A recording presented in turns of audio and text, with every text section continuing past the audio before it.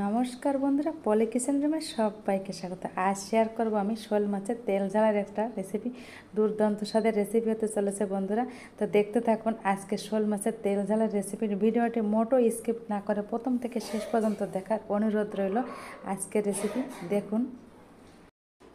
তো বন্ধুরা, ভিডিওটি দেখার প্রথমে একটা করে লাইক দিয়ে ভিডিওটি দেখা শুরু করবেন। তাহলে কথা না বলে চলুন দেখে নেওয়া যাক আজকের রেসিপি। তেল ঝাল করার জন্য এখানে আমি 800 গ্রাম শোল মাছ নিয়েছি, দেখুন।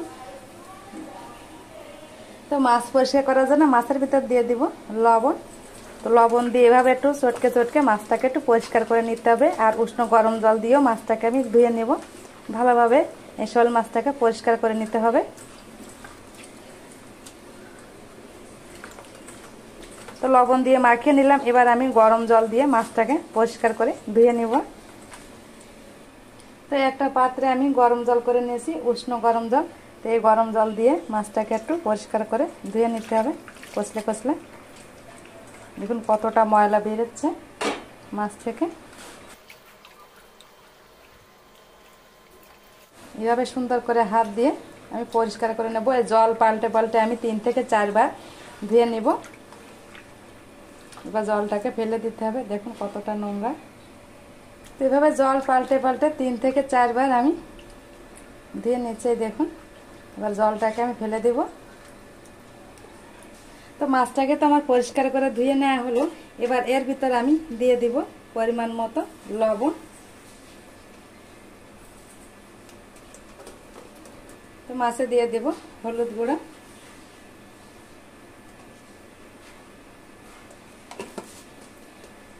তো হলুদ আর লবণ দিয়ে মাছটাকে আমি একটু ভালোভাবে মাখিয়ে নিব।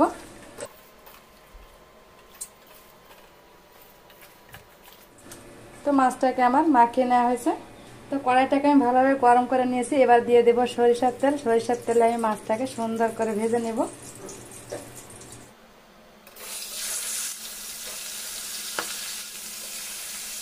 তো এবার মাছটাকে আমি উল্টে দেব।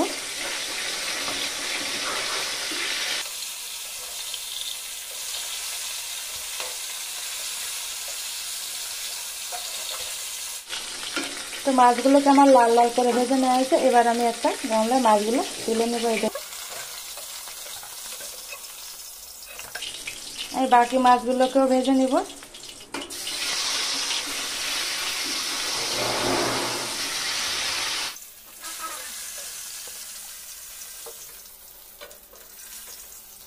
করে ভেজে নিয়েছি, দেখুন। আমি এখানে মশলা নেব। এখানে নিয়েছি ধনে,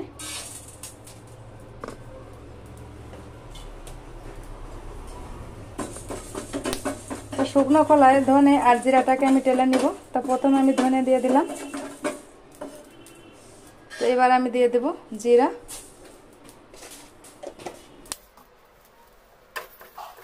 তো ধনে আর জিরাটাকে হালকা একটু তেলে আমি এটাকে শিলে একটু বেটে নিব।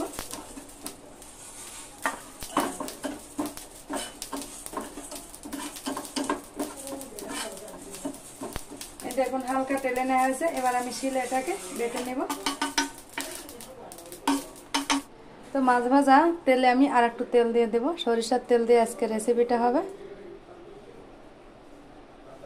যেহেতু তেল ঝাল হবে, তেলের পরিমাণটা একটু বেশি রাখবো বন্ধুরা।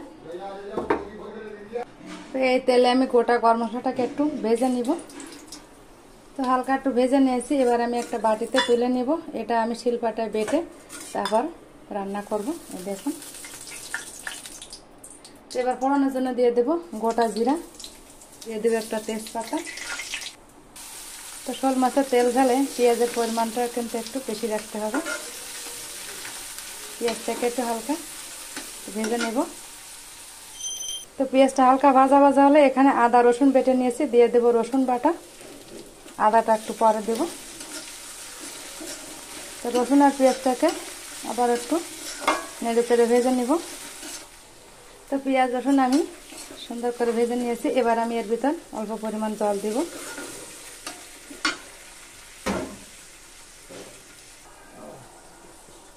তো এখানে ধনে জিরে আমি বেটে নিয়েছিলাম, দিয়ে দেব 1 চামচ মতো।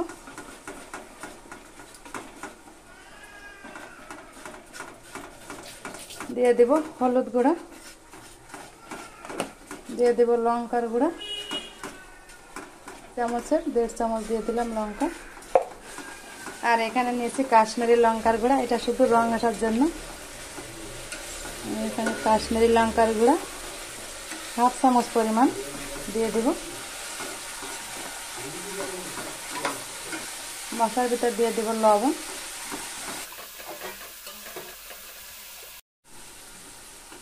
এবার এখানে আমি ভেজে রাখা যে মাছগুলো রেখেছিলাম এখান থেকে মাছ দিয়ে দেব। তো এখানে আমি মাছ নিয়েছি, এবার মাছগুলো এক এক করে দিয়ে দেব। তো মাছটা দিয়ে বেশি আমি নাড়াচাড়া দেব না, হালকা নেড়ে চেড়ে তারপর আমি জল দেব। মাছটাকে একটু বাড়িয়ে দেব। এবার মাছটাকে হালকা একটু উল্টে পাল্টে দিতে হবে যাতে মাছগুলো ভেঙে না যায়, আর মশলাটা যাতে ঠিকঠাক যায়। দেখুন আমি আলতোভাবে মাছগুলোকে উল্টে দিচ্ছি। জল দিয়ে দেবো।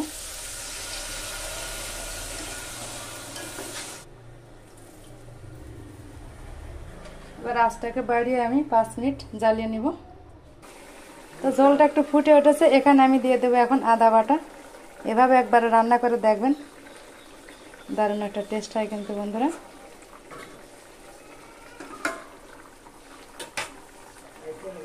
আর এদিকে যে গরম মশলাটা এটা আমি একটু শিলে বেটে নিব। তো 5 মিনিট জ্বালিয়ে নেওয়ার পর এবার আমি ঢাকনাটাকে তুলে নিব। দেখুন বন্ধুরা কত সুন্দর একটা কালার আসছে।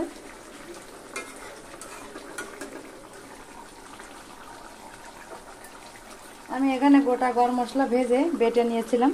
তো গরম মশলার ভিতরে এখান থেকে একটু গ্রেভি উঠিয়ে এভাবে একটু গলিয়ে নিব।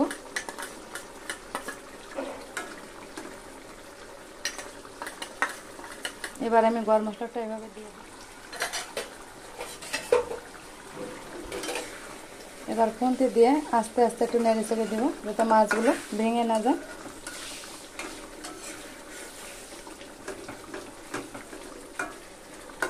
তো গরম মশলাটা দেওয়ার পরে আমি 1 থেকে 2 মিনিটের মতন একটু জ্বালিয়ে নিব, আঁচটাকে একটু বাড়িয়ে দেবো।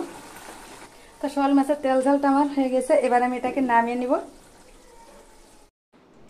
তো প্লিজ বন্ধুরা ভিডিওটি ভালো লাগলে একটা লাইক কমেন্ট শেয়ার করবেন, আর সবসময় পাশে থাকবেন। ভালো থাকবেন, সুস্থ থাকবেন। দেখা হবে অন্য কোনো নতুন ভিডিওয়। নমস্কার।